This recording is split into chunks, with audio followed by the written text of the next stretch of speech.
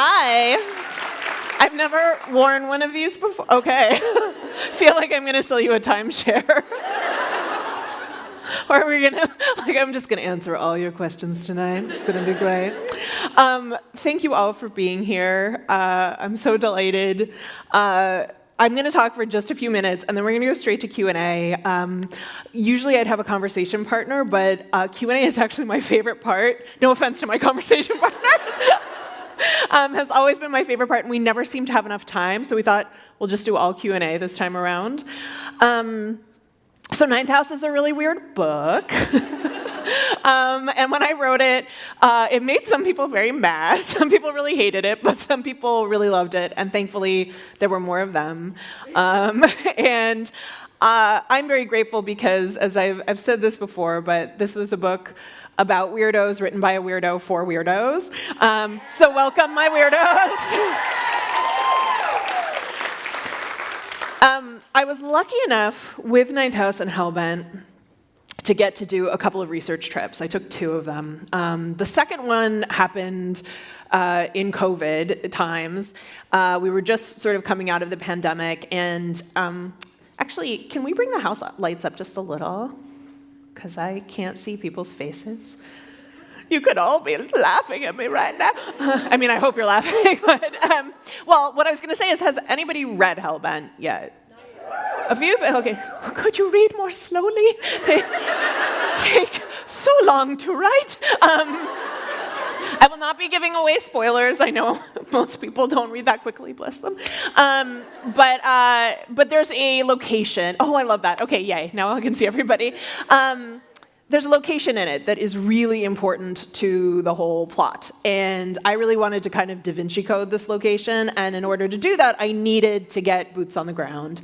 And there were all these COVID regulations, and I had to get sponsored. And then I got a special letter from the person who runs this location. And then even on the day that we went, there was this security guard who looked at the letter and was like, like he was going to run forensics on it or something.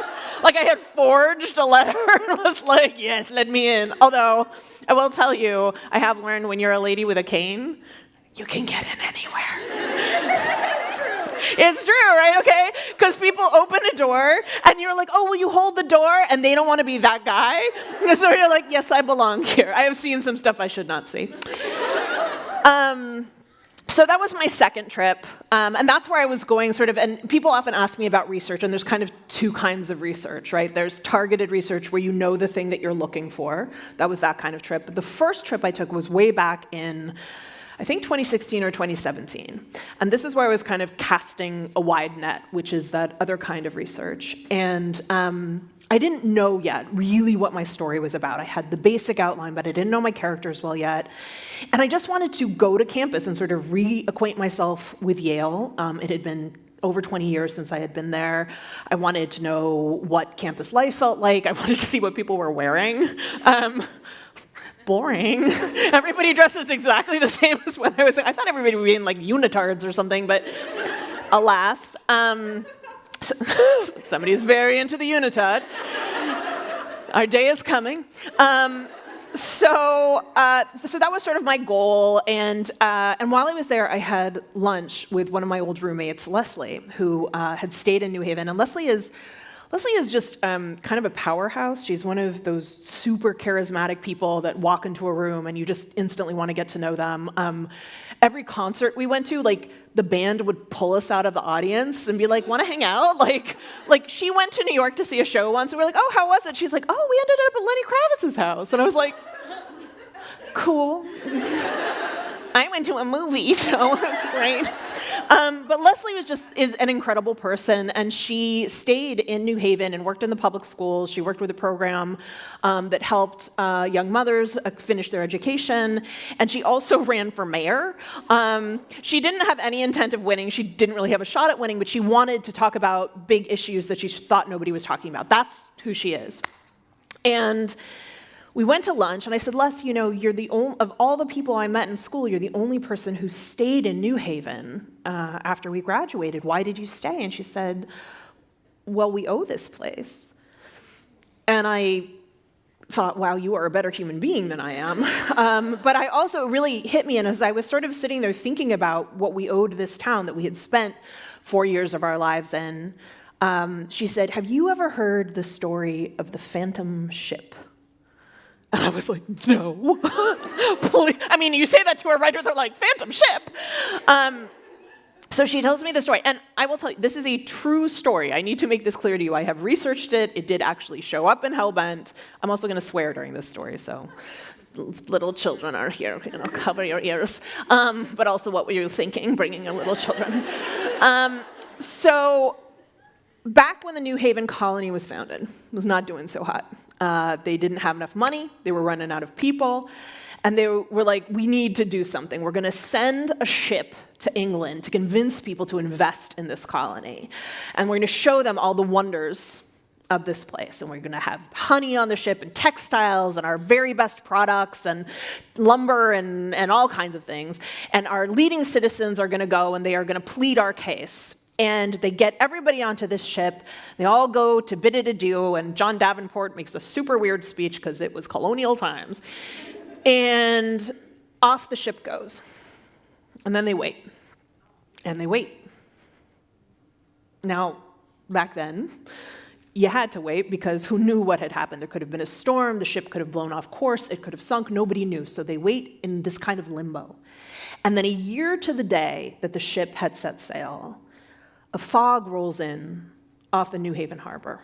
And again, I need to stress to you that this is true. And all the townspeople go down to the harbor to see where this mist is coming from, and there's the ship. It's emerging out of the mist. It's finally returning. But as it draws closer, they see a storm roll in. They hear thunder, they see lightning, and they see it overtake the ship. The masts snap, the sails are loose, the ship sinks. They watch their loved ones plummet beneath the deep. They watch the ship sink. And of course, there was no storm. There was no ship. This was a mass hallucination. It is one of the largest mass hallucinations ever documented, okay? Leslie tells me this story, and she says, well, you know what this means, don't you? I said, no. She said, this town has been fucked from the start. So that's New Haven for you. I went to Yale to research Yale. I ended up falling in love with New Haven. That story of a town that is always on the brink of greatness has become a kind of touchstone for me. And my great hope is that people will read these books and fall in love with New Haven in the same way. So thank you for being part of this weird romance. And thank you for being here tonight. And I'm ready to do questions if people have them. I think... Do we have a basket of questions? We have a stack of questions. I'll start with one, and then somebody can just start talking, because I can't actually see where the mics are. Oh, they're on library cards. So we'll have two people from the library bringing the mics around with questions. So go ahead and raise your hand, and in between we'll have Lee pick out some as well. Okay. Is there a specific inspiration or deeper meaning behind Darlington's view of Alex as Undine and Queen Mab?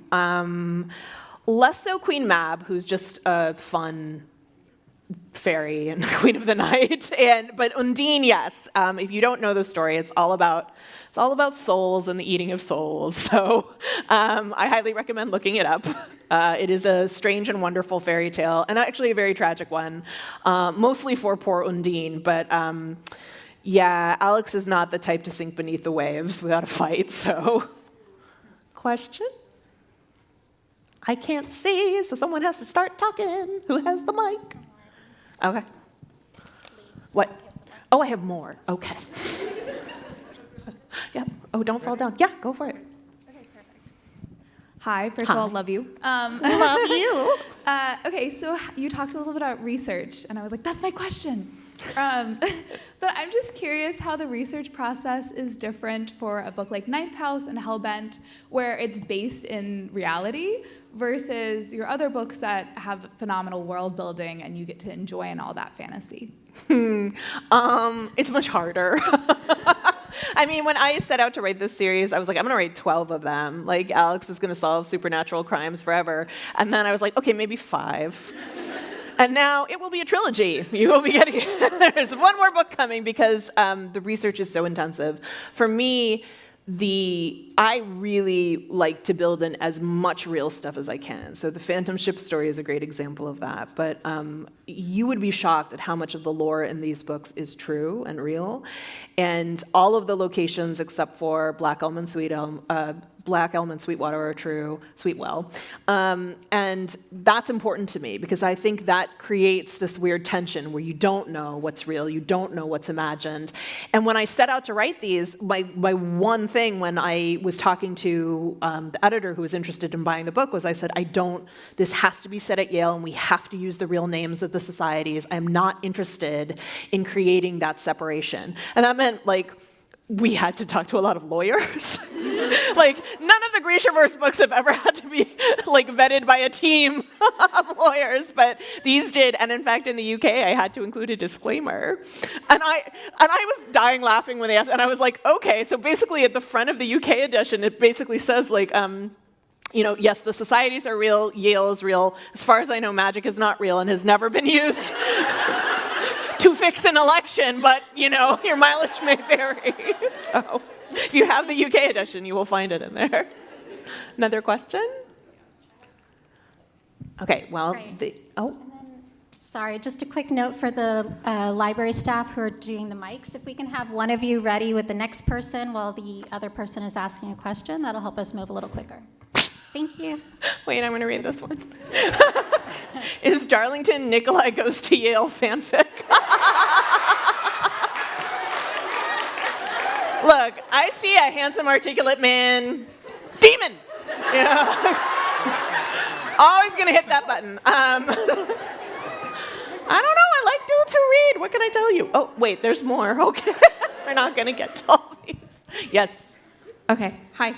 Over Hi. here. Hi. I have a question. Yes. For each of these 2 books, if you can do it without spoiling, what was your favorite scene to write? Ooh, buddy. So there is a scene in the middle of Hellbent that is, I know people are going to be so mad. They're going to be like, I'll read one more chapter before I go to bed. And then this chapter is 50 pages long. It's the sort of centerpiece of the book, and I knew that I wanted to write, when I was going into writing this book, I'm a plotter, I knew what I was going to base this whole book around. And so I will say that it was the most difficult to write, but also I think the most gratifying. There's also, I think it's around page 85, but I'm not sure. There's a character who shows up, a bad guy, who really took me by surprise. I knew, I wish I could spoil. Let's just say I knew what he was, but he was going to be dressed very differently. He was going to act very differently, and I'm so pleased with the way he ended up. So anyway, I'm not making any sense at this point. So I'm gonna go to one of these, and we'll go to the next question. All right. What aspect of writing Hellbent was the most difficult for you? That scene. What was the easiest?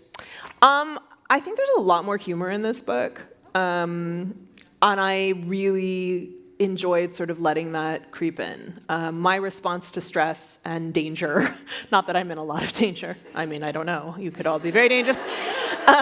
Someone in the audience is like, you don't know. But is to make jokes. It's just that is in my nature, and I think building that into Alex was important to me. And I think everybody, excluding Dawes, who was like, no jokes, this is serious, you fools. Everybody has their own sense of humor and their way of dealing with what's going on. And I think too, people, I don't know if this book is dark academia. It's always on dark academia lists, but I think that people expect dark academia to be just like a lot of people having very serious philosophical discussions all the time. And that's great, but that's not actually what I set out to write. There's plenty of philosophical discussions, maybe too many, but for me, it's also about dealing with power. That is the kind of most fundamental part of the story, and I think humor allowed me to explore power and the way you undercut power successfully. I think I enjoyed doing that. Question? Hello. Hello. It's so weird to How talk are in you microphones. continuing to write these? So my question's related to the lore that you researched. Was there any lore that you were particularly interested in for like how bizarre or gory it is, but you didn't get a chance to put it in the books? I mean, there's always lore that doesn't make it in, but I have a file that's like book 3, book 3, book 3. So that is definitely a thing. I will say from the first book, one of my favorite little bits that did make it in was the skeleton that was washed up during the storm. So I don't know if you remember, but the New Haven Green does, in fact, have a massive graveyard underneath it. It was the original graveyard for the town. It was originally where the city center was. And then they took many of those graves and they moved them to Grove Street Cemetery, but they left about 30,000 bodies down there. Fun. And so you're constantly walking over these, and if you look at an aerial view of that green, you will see it looks like there have been lines of protection. They almost look like a pentagram that have been drawn over that green. Again, I didn't have to make this up. New Haven was like, here. But also, I believe it was during Hurricane Sandy, there was a lot of flooding, and they found, the morning after the worst of the storm, a skeleton in the roots, tangled in the roots of this tree. So yeah, like I just love it. But that is at the heart of New Haven. Every time you think you're researching something normal, something peculiar crops up. Rosenfeld Hall is where Darlington disappears in the first book. That becomes obvious quickly. But I thought I was researching a language lab that used to be a society building. There are 7 subterranean levels there, and supposedly one of them is full of taxidermied zoo animals. So, like, thank you. Like, you're doing the work for me. Like, that's sort of what my research has been like for these books. Yeah. I'm right here, sorry. So I actually live in Connecticut. I go to school in DC, but I live in Connecticut and make very frequent trips to New Haven. So I was wondering if you had any like go-to recommendations for places I should go on my next visit to New Haven. I mean, my great joy in this world is seeing pictures that when people go to this town, I really did fall for New Haven, and I love the idea of people going to visit, spending their money there, you know, have a meal next time you go there. There's an amazing cheese shop there that I'm blanking. I'm like, eat. That's what I'm always like.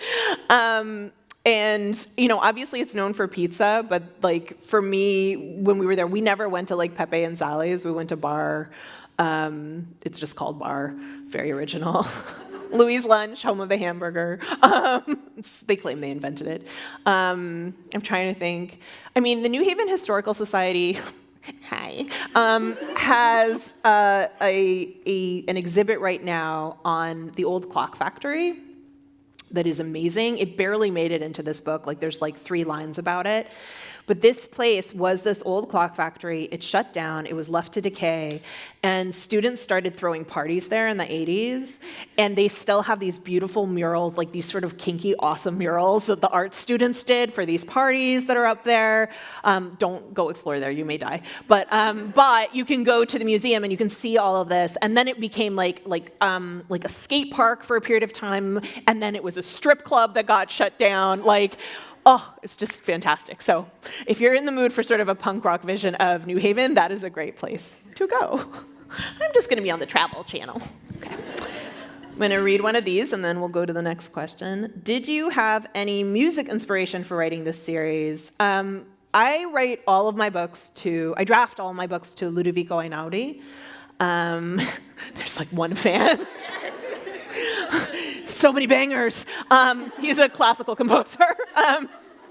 Yeah, I fell in love with his work. I started listening to him when I wrote Six of Crows. I usually pick 1 or 2 tracks, or they sort of pick themselves for each book. For Ninth House, it was Walk from In a Time Lapse. And for Hellbent, it was Gravity, which I don't remember. I think that's from 7 Days Walking. But I listened to that on loop while I write the draft. It puts me almost in a creative trance. And then as I get into revision, I'll pick songs that really are more of like the vibe of it. Bauhaus was big, Echo and the Bunnymen was big. I discovered some new music. Actually, I have a Hellbent playlist on Spotify, so if you want to go check it out. It's weird. I listen, like, people are always like, what new music are you listening to? And I'm like, I listen to the same music I listened to when I was 14. Like, I am still locked into that, so apologies. You have to tell me the good music and I will go listen to it. I probably won't. I am very stuck in my ways. Another question? Hi. Shout. Yeah. Oh, it's working now. Hi, I'm fangirling really hard right now. So Six of Crows and all of the Grishaverse in general and the characters in Ninth House are very different characters. And you've talked a lot in the past about how you like to draw from yourself or inspiration from your characters. So I was just wondering, with like the very different vibes of characters, which different parts of your personality and experiences you pulled from? I mean, yeah, there is a little bit of me in everybody, right? You know, I think we always say Nina is me on my best day. Like at my most confident, I wish I could be more like her. Wylan is me when I'm hearing that critical voice in my head. You can't, you know, but you keep going. I mean, Gaz, kind of obvious. I say this, but when I wrote this book, did not clue into that. Like, that was when I was first starting to use my cane. I had to overcome some very ableist stuff in my head that was keeping me from using a mobility aid that I desperately needed to be using. And when I wrote this book, I stepped back from the first act and was like, oh, that was real on the nose what I did there. It's definitely like, what is the most badass version of me I could imagine? Have not committed any murders that you know of.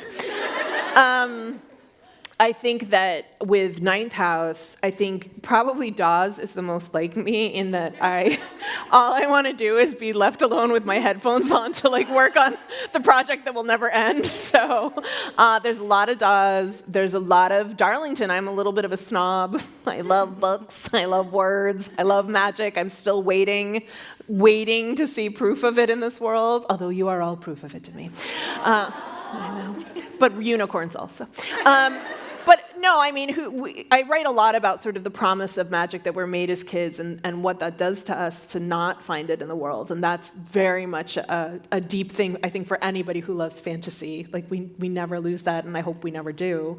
And, you know, Alex is a brawler, and I think there's always going to be a part of me that feels like I'm gearing up for someone to take a swing. Like, that is just built into my personality. I think if you've been through some shit, like, that sticks with you. It's very hard to lose. And eventually you start to learn to trust people if you want to survive in this world, because you can't do it on your own. And that's very much what the journey of Hellbent is about, is you cannot go to hell and back successfully if you don't have good people around you. And maybe some bad people, too. Okay, and on that note, we will jump to the next question, but I'm going to pull one out here.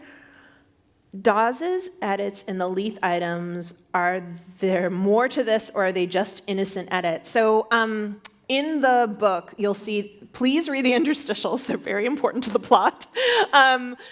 Some of them are from Dawes's updating and notations of the Leith or Lethe catalog. It's supposed to be Lethe, but it's hard not to say Leith.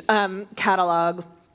I guess what I would say is they're innocent to Dawes, but they are always sending clues to the reader. So if you read those interstitials, particularly when I start getting into Kitcher's demonology and the debates that he had with nouns, like all of that is giving clues to the reader that our characters don't have. And that's a game that I love playing. So you should absolutely be screaming, "Don't go in there!" by the time you get through some of those. And there's a second part. I have to ask about Chapter 7 and that Darlington description. Some of you don't know. I know. I think it's funny. I mean, that's what it comes down to, is Alex is, I can't even say, but Alex is not going to look at X and be like, I will catalog this for posterity. She's going to be like, whoa, this is a weird rave we just got to. Like, so again, when you read the book, eggplant emoji. Okay. All right, so I've just turned so red. Okay. A question from the audience to save me, please. Hi there. Yeah. Okay, it seems to be working. First, thanks for dropping your skincare routine on the road. You're really looking out for your fans. But some years back, you said that you really struggled to love your story after the sheen of the new idea wore off, up until the final draft. And I'm curious, how's your relationship with storytelling changed since then? And if it hasn't, what are your lifelines to get you through that? So I've said for a long time that writing a book is not about falling in love, it's about staying in love, right? So you're gonna encounter an idea, and hopefully it'll be an idea that you fall for and that you find fascinating, that keeps you up at night, that you want to ask endless questions, that asks endless questions of you, and you think this is it, this is the book. And then you have to wrestle with that idea. Now, sometimes that first draft is easy, I have been told. It's never been easy for me, but there are different points in the story where you may fall out of love with that idea. And your job is to continue to write and devote your time to it and commit to that idea, even when the other sexy idea walks into the room, right? The other idea walks in is like, oh, I smell amazing, and people are gonna really wanna read me, not the thing you're working on. Well, look at that idea, figure out what's drawing you to it, put it into your work. Think of that as your brain, your subconscious sending you a signal. Okay? That there's something maybe missing that will excite you more if you put it into the work. But more importantly, you have to remember what made you fall in love in the first place. So write it down. If you're at the beginning of the project, write down the scene you're most excited about writing. Write down the thing that you most want to get from the work and that is enticing you to it, right? So that you can go back there and see what those touchstones are, what drew you to it in the first place. And sometimes it's easy when we get in the weeds and we're wrestling with the writing to forget those things, right? It becomes hard work, it becomes a job. So you have to remember those moments of inspiration. And all I can offer too is, the one thing that has changed for me is that I trust myself a little bit more, right? I've been through this a bunch of times now. It's not that I don't go through the terrible feelings of self-doubt or questioning the idea or my work. It's that now I know it's part of the process, and how many writers I admire go through the same thing. So I feel at least like I have good company in this sad ditch of self-doubt that I am lying in. So that's the best advice I can offer. Yeah. Someone else? Another question? Hello? Howdy. Raise your hand. Oh, hello.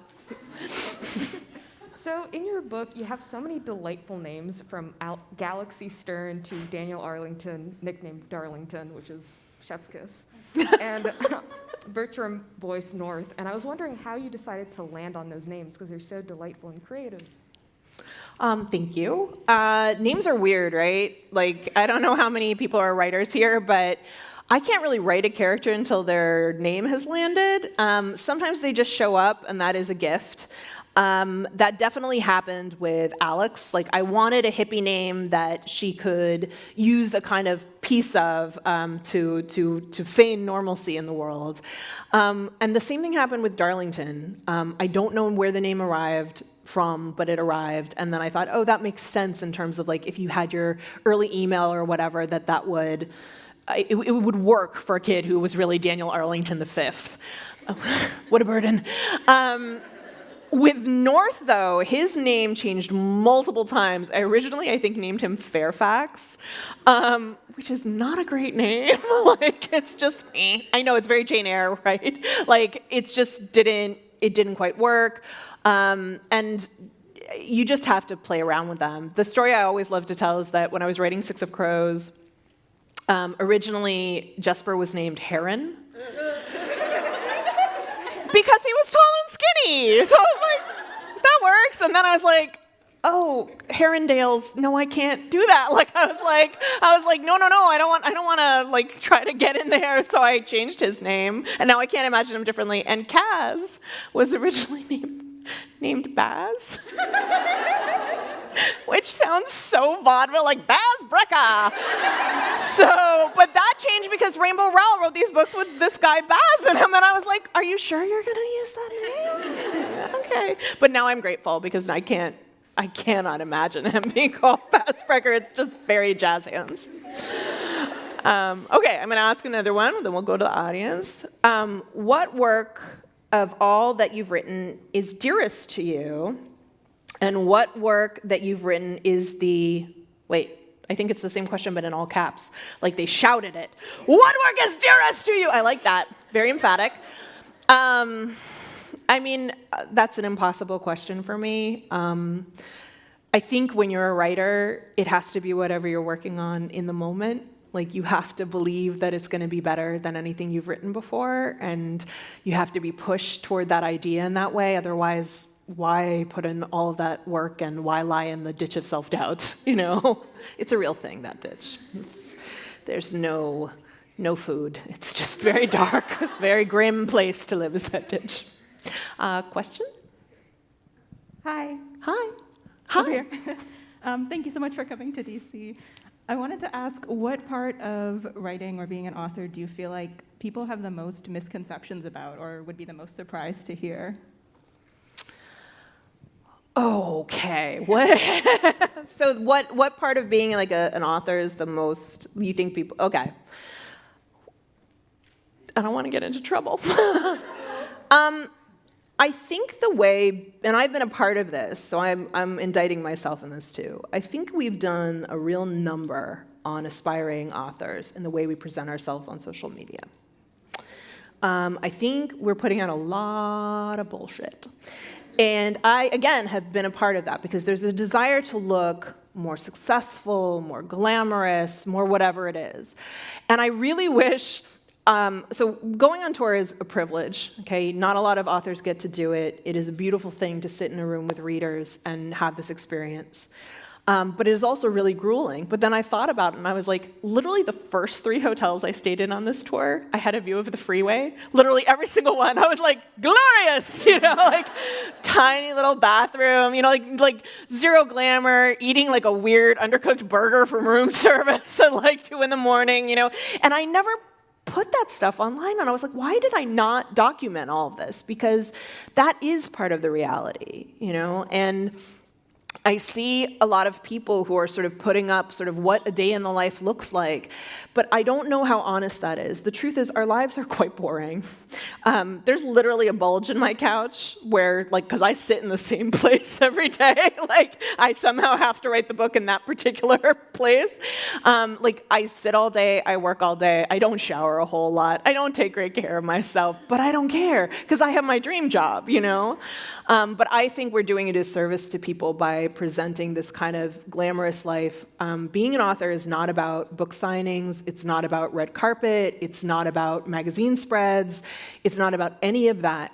It is about sitting down and grappling with the work every day. And when you're done, you start again.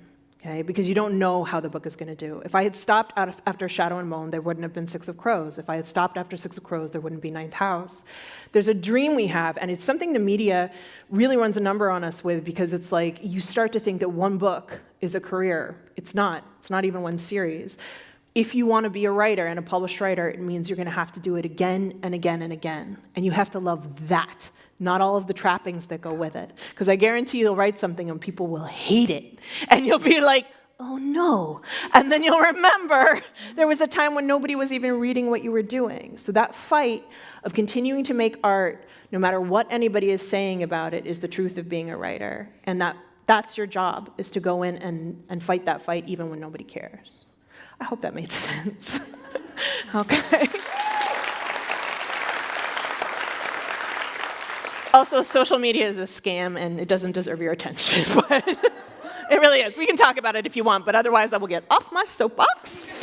Okay, let's see. If your characters were dogs, which kinds of dogs would they be? Why are you clapping? We love dogs. I do too. I don't know. Alex would be a rescue that bit everyone. Basically, my dog Freddie is Alex. I feel like Darlington would be like a very sleek Doberman. Dawes is like some kind of doodle, like, you know, like just an adorable doodle that's like doing her best. I don't know. This is a really hard question. Somebody else. Yes. Oh, wait. I'm supposed. They're in charge, but you should come down to the front row too. Yes. Hello. Hi. Hi. Okay. First of all, I want to apologize because I'm that reader who bought the book on Tuesday and read it in 2 days, and now I'm ready. Honestly, for book you 3. bought the book, so bless you. But I have 2 questions, one more serious and one important but less serious, I think at least. So you have so many great, so much poetry and literary references in the books, particularly that Darlington says and always sounds really cool. So besides the research you've already talked about for the sort of the plot, how do you choose the Latin phrases, or do you write the book and then you put those in? Do you have a sort of a vault of cool quotes you want to include and you work them in? So that was my first question. My second question, asking for myself and any other fellow Darling Stern hopefuls, can a part demon who's bound to serve till the end of days express affirmative consent? Or is there a power imbalance?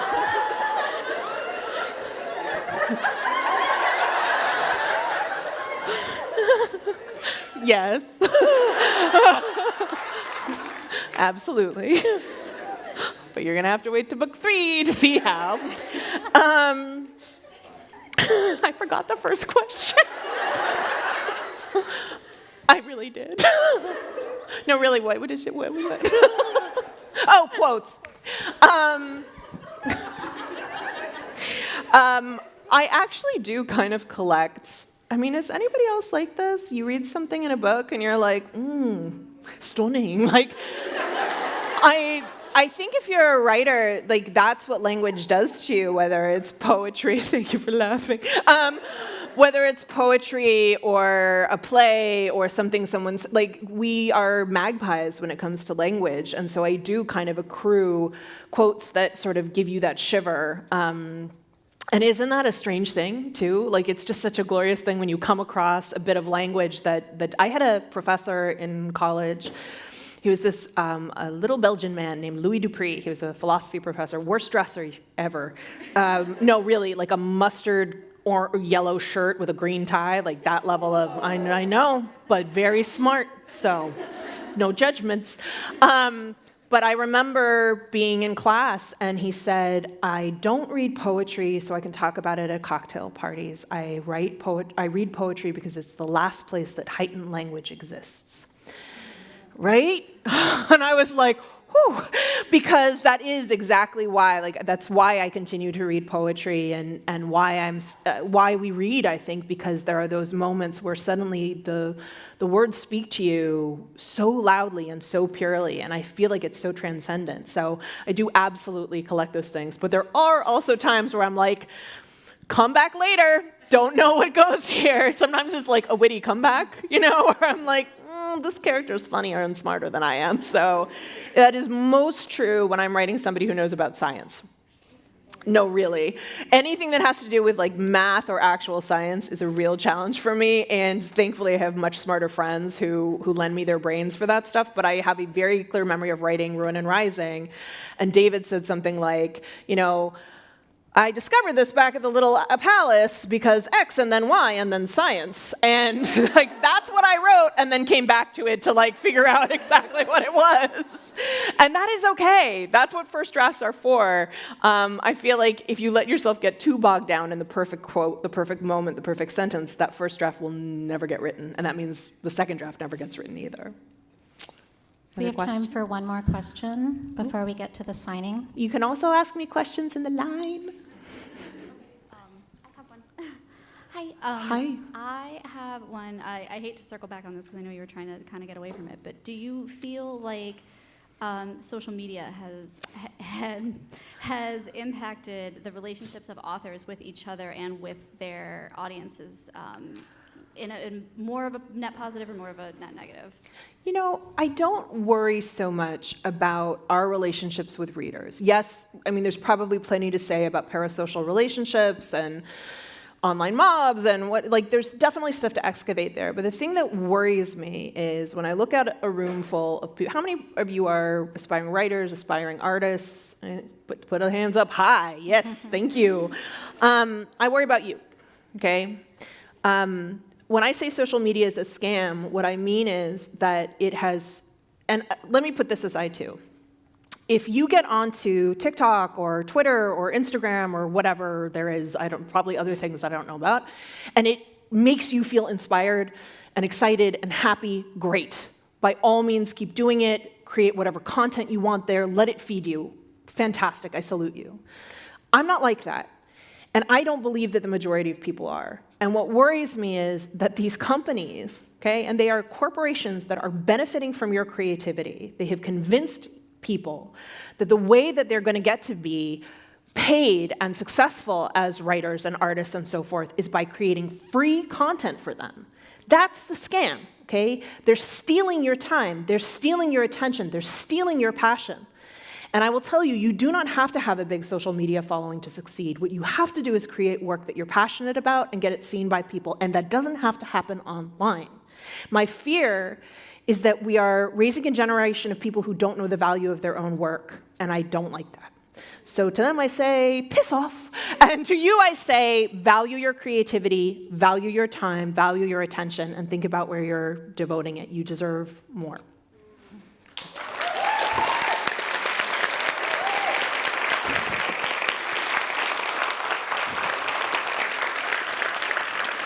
And that was the day her Instagram account was shut down. Thank you all so much for being here. It was wonderful to talk to you, and I am excited to meet you online. Yay, thank you so much, Lee.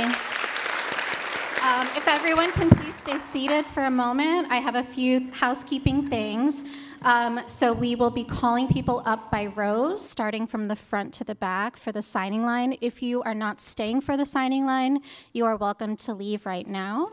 If you are staying for the signing line, please stay seated. A reminder that we will have signed copies of Hellbent and Lee's other books for sale. We will have a table of books for sale here on the floor of the auditorium, which is where the signing line will be. We also have books available on the 5th floor where you checked in with our amazing loyalty staff. A reminder that Lee will be personalizing one book, and then we are not allowing any posed photos, selfies, that kind of thing, but we will have a designated staff person who will be taking candid photos so you can really focus on Lee and getting a chance to meet one of the most amazing authors ever. Yay! So please stay seated. We will get set up and we'll be ready for you in a moment. Thank you so much. Thank you, Lee.